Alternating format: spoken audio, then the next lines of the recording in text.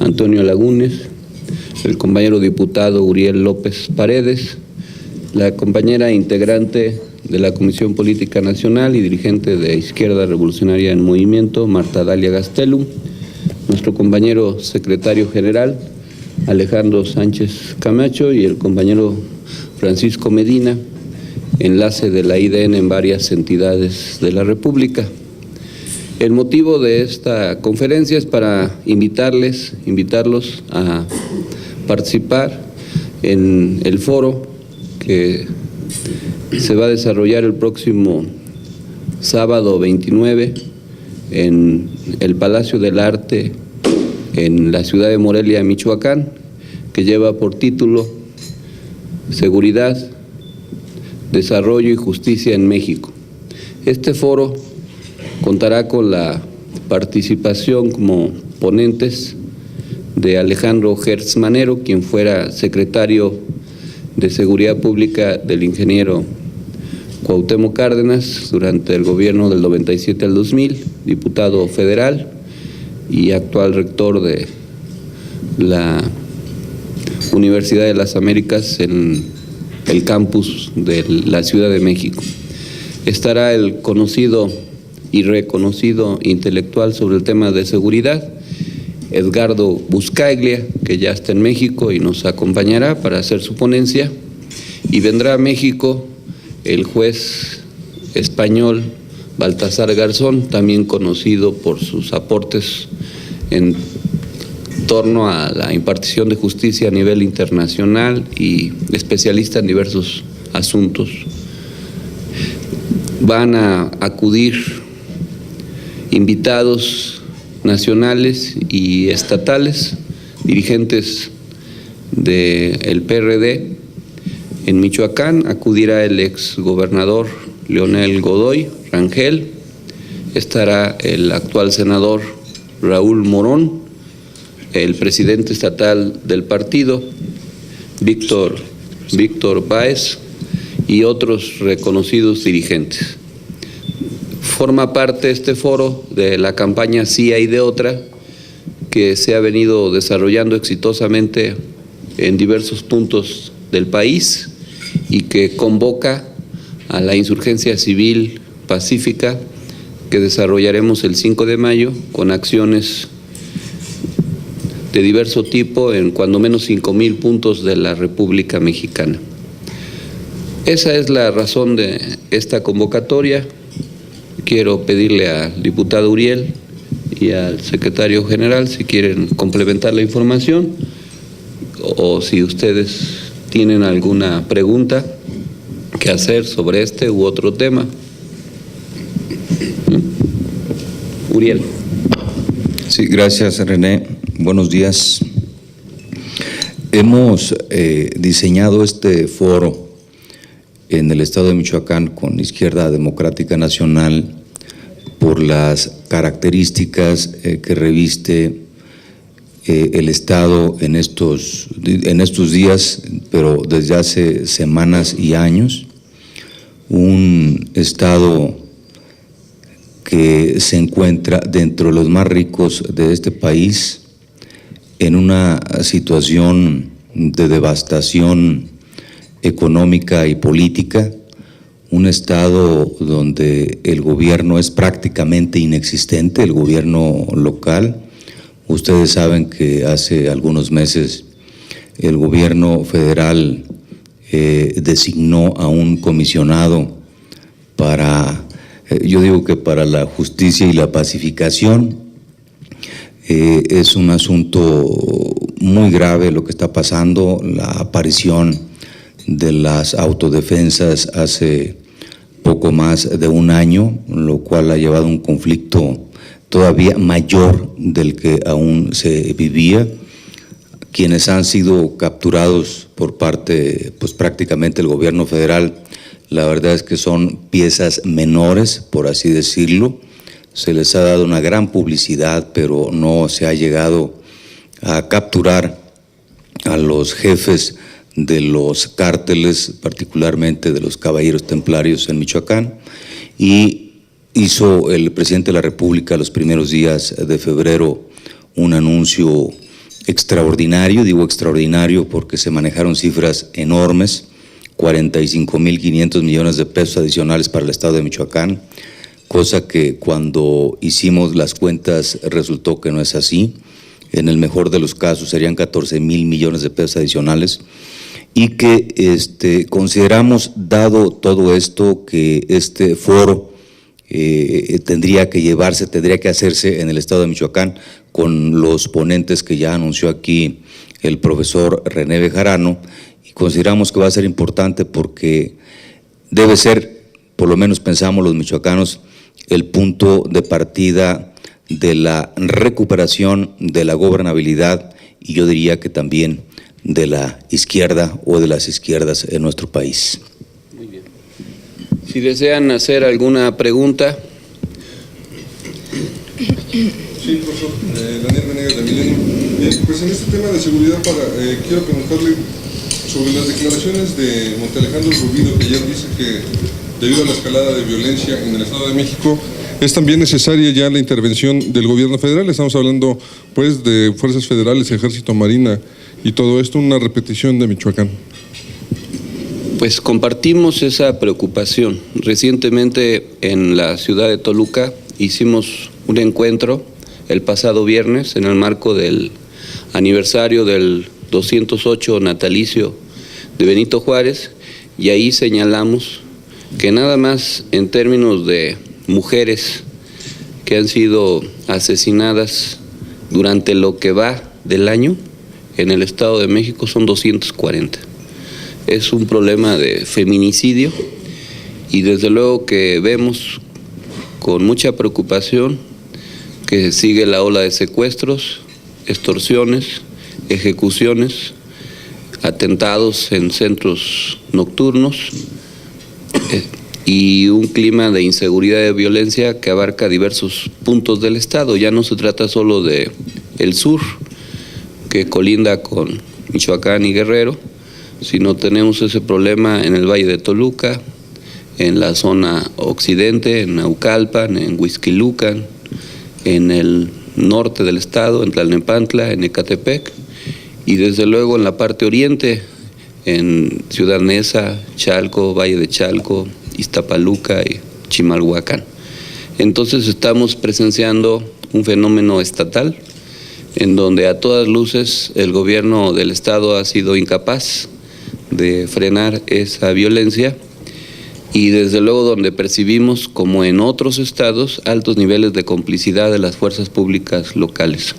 Denunciamos que el llamado mando único solo sirvió para desmantelar las acciones de los municipios, pero no fue sustituido ese mando municipal por una fuerza eficiente a nivel estatal. Entonces se dejó vacío el poder del mando policiaco, y eso ha favorecido al crecimiento de la criminalidad. Y preocupa porque, como se sabe, la mayor parte de la Ciudad de México colinda o tiene frontera con el Estado de México, y ya se están presentando repercusiones de lo que se vive en el Estado de México en el Distrito Federal, y desde luego pues eso es alarmante por las implicaciones que tiene para la economía y la percepción de lo que se vive en el país. ¿Será conveniente esta intervención federal? Pues lo que hace falta es, nosotros decimos que está bien que se tomen medidas emergentes, pero lo que falta es un cambio de política económica. Lo que se vive en el Estado de México es al igual que en otros estados, la descomposición del tejido social. Las políticas públicas mexiquenses no han generado opciones para los jóvenes. El campo mexiquense, que antes era un campo muy fértil, productor de maíz a nivel internacional, está semiabandonado, y desde luego que eso ha favorecido el crecimiento de la delincuencia, lo mismo que en otros estados. Aquí le quiero pedir al secretario general que complemente la respuesta.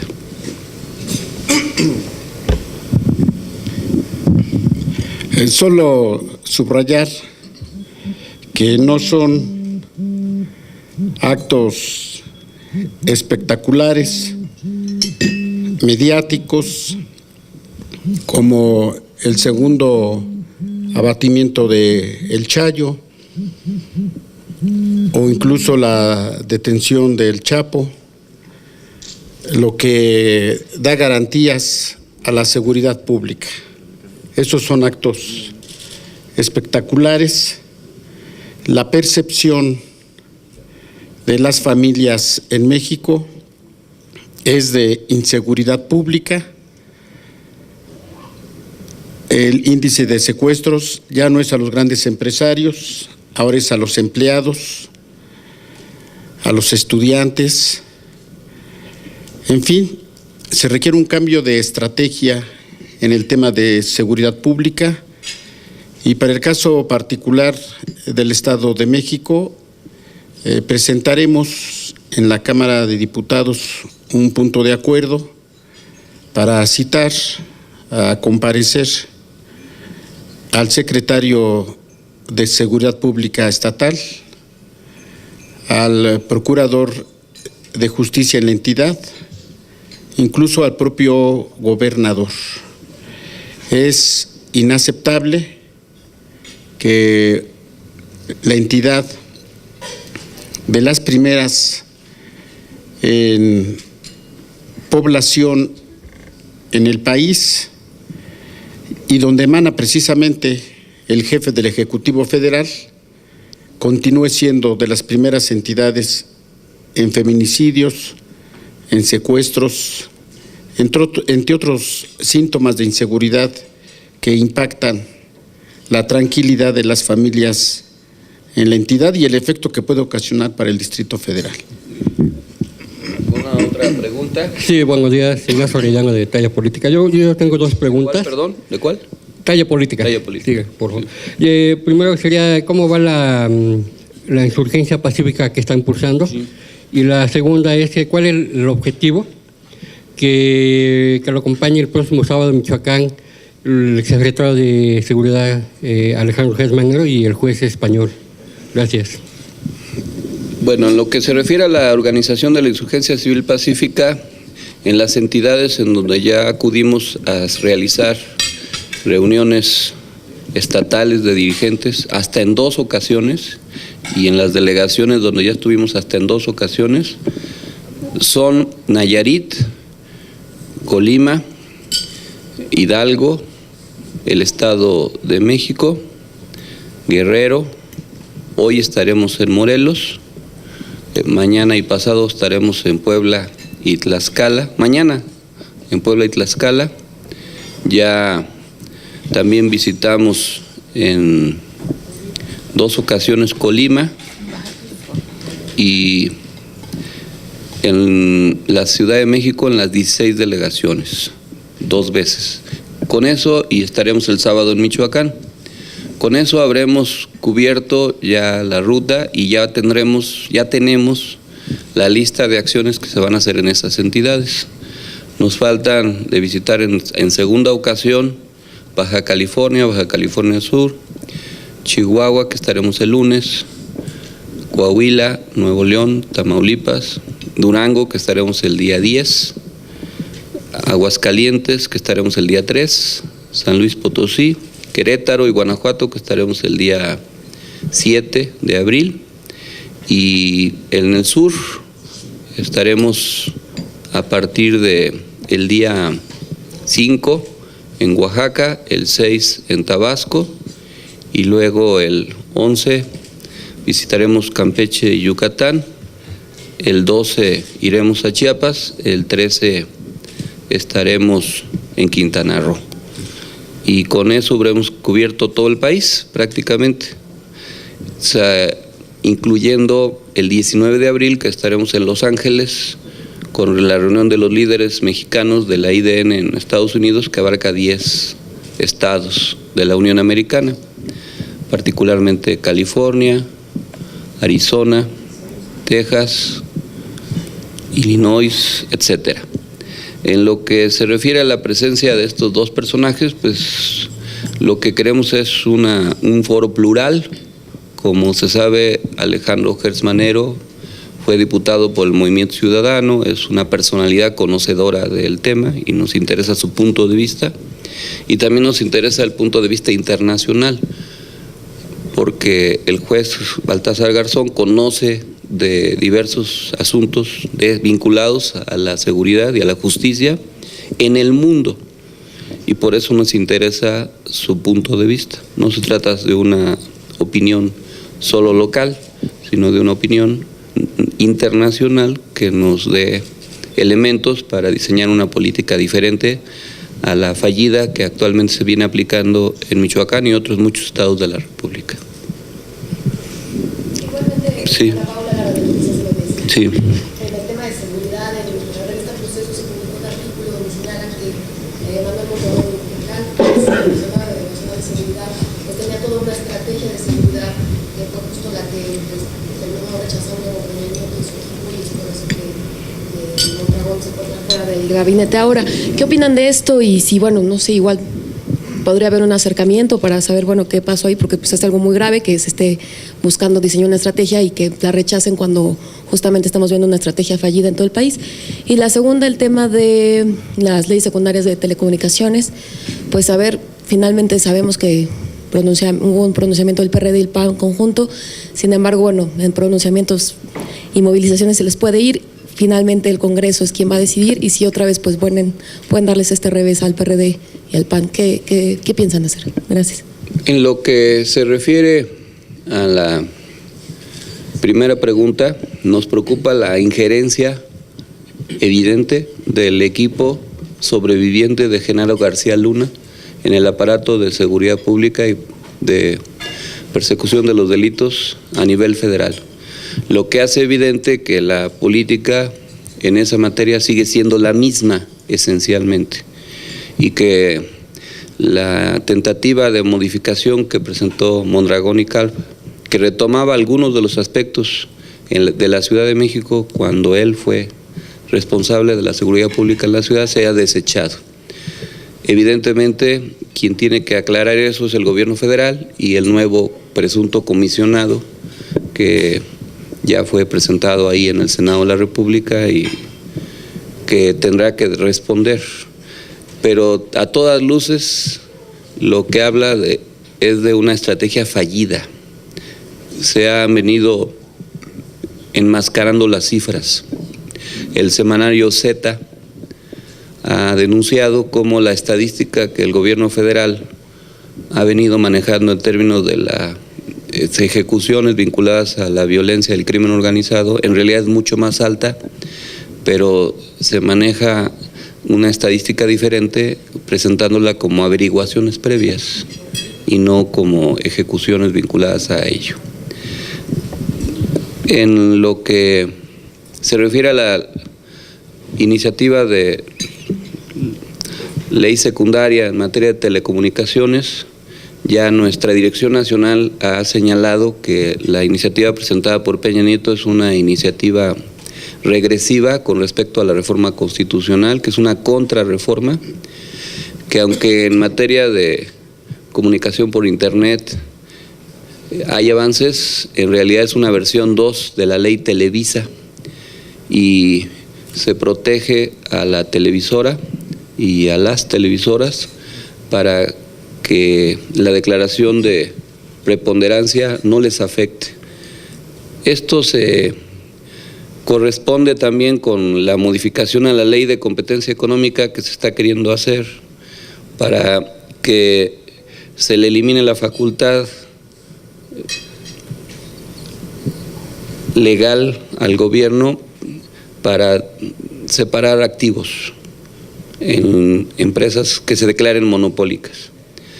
Es evidente la ofensiva de los jeques mediáticos que no quieren ceder un espacio de su poder fáctico y que están presionando al poder establecido. Confiamos en que el PRD se mantenga unido y que no haya senadores o diputados como en el pasado que avalaron la ley Televisa, aunque luego corrigieron, y que ahora nos mantengamos unidos, y que en el dictamen que se presente de esa iniciativa se eliminen los aspectos que acotan las facultades del IFETEL y que le regresan a la Secretaría de Comunicaciones y Transportes y a la Secretaría de Gobernación facultades discrecionales y le dan garantías a las empresas televisivas. Confiamos en que el PAN respalde la posición de su secretaria general y que no se presten senadores al juego de poder que implica congraciarse con las televisoras para convalidar sus posiciones. También que la telebancada no ejerza su poder, que aparezcan claramente y que el PRI no se preste a lo que estamos viendo con la iniciativa de Peña Nieto. Pero también sería bueno que la sociedad se manifieste, que los movimientos, organizaciones no gubernamentales, comunicadores, empresas periodísticas de muy diverso tipo emitan su opinión. La forma de contrarrestar esta contrarreforma es que los actores sociales y la población interesada en el tema se expresen. No descartamos convocar a los interlocutores que la sociedad tiene, como la MEDI y otras asociaciones que eventualmente se puedan manifestar en torno a este asunto. Confiamos en que tampoco se haga una legislación fast track, vía rápida, y que se dé un albazo, que se discuta seriamente como ya está sucediendo, que se evalúe y que se corrija la tentativa. Si persisten en el intento, como ya hay una reforma constitucional y a todas luces la ley reglamentaria es contraria al texto de la Constitución, no descartamos la controversia o las acciones de inconstitucionalidad que eventualmente pudieran presentarse, pero no adelantemos víspera. Esperemos que el proceso se desarrolle adecuadamente. ¿Alguna otra pregunta? Sí. Profesor, ¿por qué no les gusta la ley antimonopolios? ¿Qué es lo que creen que no es correcto cuando uno piensa que a lo mejor es bueno no ir contra los monopolios? No, es al revés. En el Senado de la República, dos cosas buenas tenía la ley de competencia en la minuta que se envió. La posibilidad de una ley de precios máximos a los productos para evitar, como sucede ahora con el limón, que cuando uno le invitan a comer, le dicen yo pago la comida, pero tú pagas los limones por el precio tan elevado que hay de ese producto. Entonces, eso era positivo, y la otra parte positiva era la facultad para disolver activos, separar activos de las empresas. Justo eso es lo que se quiere quitar en la Cámara de Diputados, y justo es lo que no estamos de acuerdo. Es al revés, nosotros estamos a favor de las leyes antimonopolios y en favor de la competencia económica. ¿Alguna otra pregunta? Bueno, les queremos... ya tú vas a preguntar. Perdón. Gracias, buenos días. Alejandro Lelo, de la red de Mensaje Político. Dos cosas muy concretas.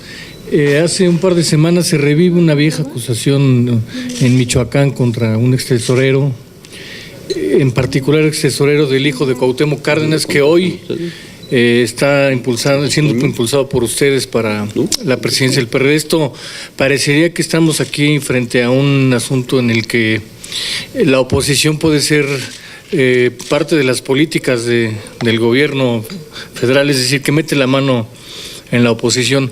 Y la segunda pregunta es, ¿cómo ha visto el trabajo de la Secretaría de Desarrollo Social Federal, en particular en lo que ha podido hacer en el DF y en general en todo el país? Bueno, sobre la primera pregunta, espero que el diputado Uriel conteste, y sobre la segunda lo vamos a contestar después. Bueno, desde que llegó al gobierno el PRI nuevamente en el estado de Michoacán, se empezó a acusar de manera continua al anterior gobierno, que era del PRD. Más de 2 años después, se enteran de que el ex secretario de Finanzas y Administración del gobierno de Lázaro Cárdenas Batel y de una parte de Leonel Godoy, bueno, pues es responsable de algún ilícito. Pero fue más de 2 años después, cuando se anunciaba prácticamente desde que llegó a instalarse el nuevo gobierno del PRI. Y lo que nosotros decimos con toda claridad, lo ha dicho el presidente del partido en el estado de Michoacán, entiendo que a nivel federal también, es que se haga la investigación correspondiente y se proceda conforme a derecho. De ninguna manera el PRD va a encubrir responsabilidades si es que las tiene el extesorero o el exsecretario de Finanzas del gobierno del estado de Michoacán. Nosotros estamos al contrario, porque se esclarezca, y incluso no tenemos todavía certidumbre sobre qué es lo que de la acusación y por qué una caución, una cantidad de 50 millones de pesos, o sea, es fatal eso, o sea, nunca se había visto, pues no sé si en algún otro estado de la República, pero en el caso del estado de Michoacán, no conocíamos de una suma de esa magnitud. Nosotros decimos, esclarezcase el asunto del exsecretario de Finanzas, de los gobernadores Lázaro Cárdenas Battel y Leonel Godoy, y aplíquese la ley. Absolutamente estamos en eso. Y lo hemos dicho en Michoacán, lo reiteramos, y ojalá no sea una jugada política. Nosotros tenemos mucho temor de eso, porque desde que llegó el comisionado para la seguridad y el desarrollo, pues como ya se mencionó aquí, o sea, por segunda ocasión matan al Chayo, ¿no? A lo mejor cada sexenio lo van a matar, ya no sabemos qué está pasando, pero sí nos preocupa que, dado que se acerca el proceso electoral en el estado de Michoacán, donde se van a renovar la totalidad de los poderes que van a elección, es decir, por ejecutivo, legislativo, los ayuntamientos, diputados federales, pues vayamos ahí teniendo sorpresas que, por cierto, se están anunciando y dosificando de parte del actual gobierno y del comisionado para la seguridad y el desarrollo, que por cierto amanece Ministerio Público, anochece procurador, al día siguiente es gobernador, en fin, se ha robado prácticamente todas las atribuciones del gobierno local. Con respecto a la segunda pregunta de la política del gobierno federal en materia de desarrollo social, lo que nosotros hemos denunciado desde el gobierno de Carlos Salinas con el Supronasol es que esa política no acaba con la pobreza, sino que la política del gobierno acaba con los pobres. Y la evidencia es que durante el gobierno de Calderón y lo que lleva de Peña Nieto han muerto 95,000 personas vinculadas a la violencia, que tiene como causa original la pobreza. En Guerrero, en Michoacán, los únicos pobres que dejan de serlo son los que se mueren.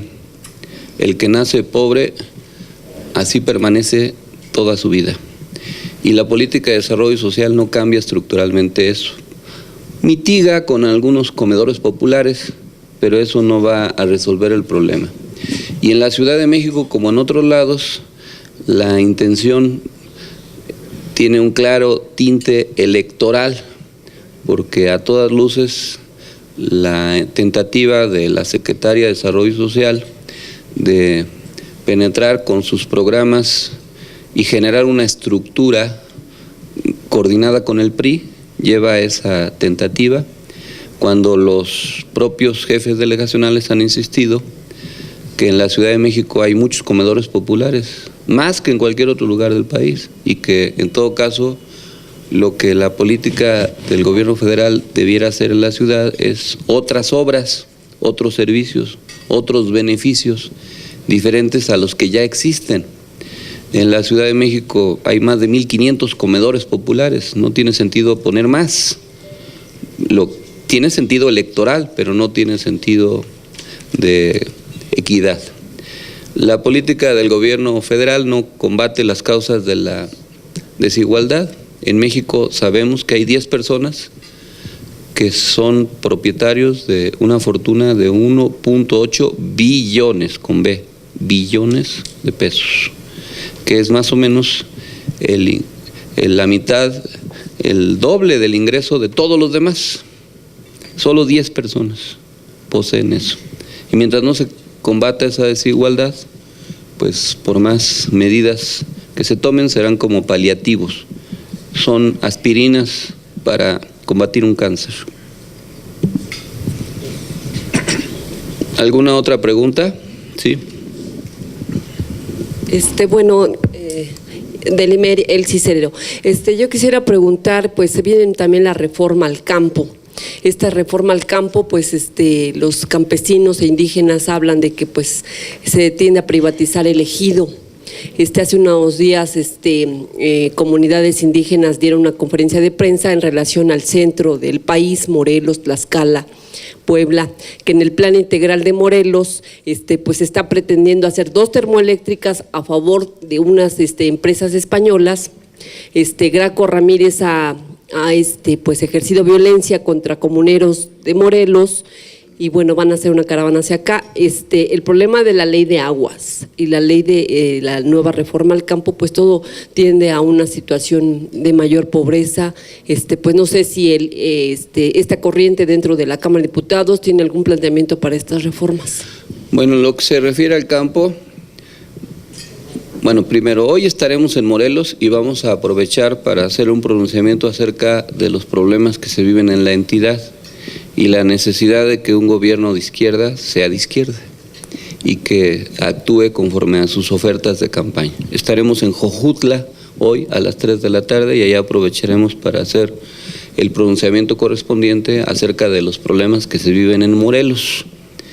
En lo que se refiere a los problemas del campo, vamos a realizar un encuentro nacional acerca de la soberanía alimentaria y la problemática del campo y vamos a analizar la iniciativa que profundiza la privatización. El 10 de abril, que como se sabe se recuerda el asesinato de Emiliano Zapata, que ocurrió en ese día de 1919, y nos vamos a reunir el 10 de abril en Gómez Palacio, Durango, justo en la región lagunera, donde además se hizo un reparto agrario durante la época del general Lázaro Cárdenas.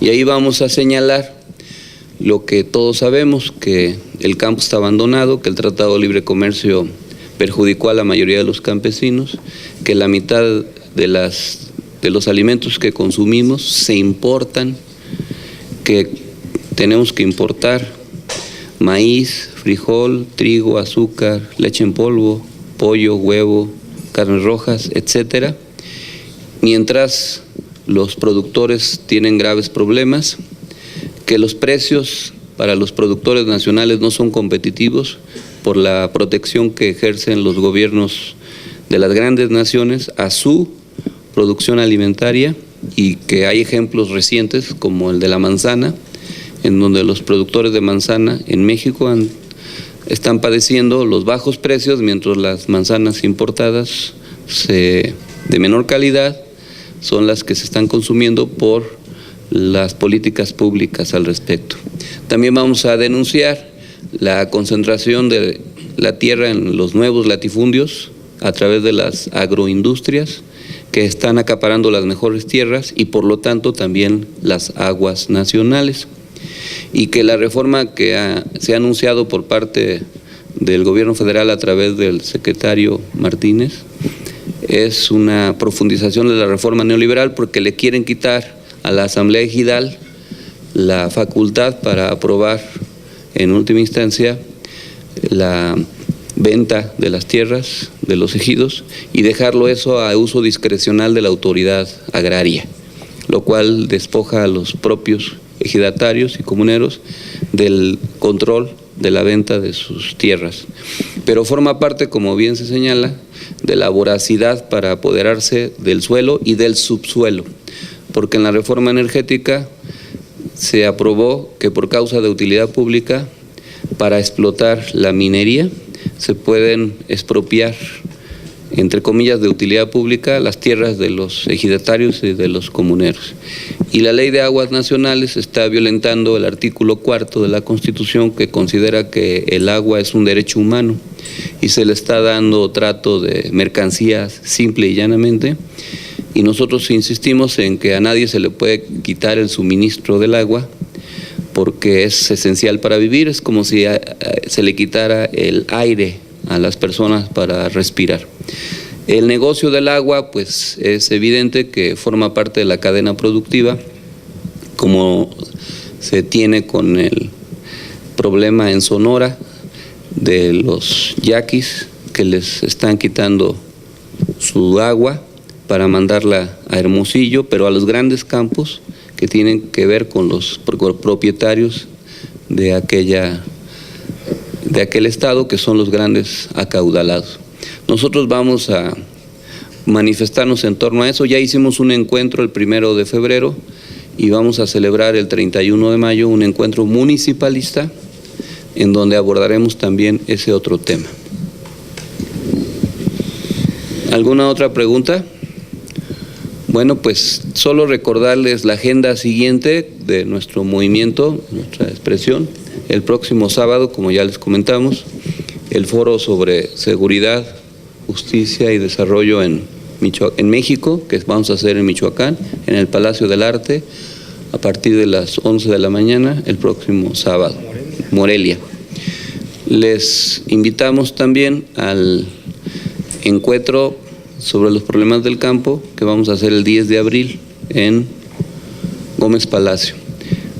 El 19 de abril estaremos en Los Ángeles para tratar el tema de la reforma migratoria, que es otro problema que también es muy importante, y estaremos realizando la insurgencia civil pacífica el 5 de mayo y el 31 de mayo el encuentro municipalista, entre otras acciones, además de las acciones en los estados que venimos realizando y los temas propiamente partidistas que también estamos atentos al respecto. Les agradecemos a todos los líderes aquí presentes y sobre todo a ustedes la asistencia a esta conferencia. Muchas gracias y buen provecho.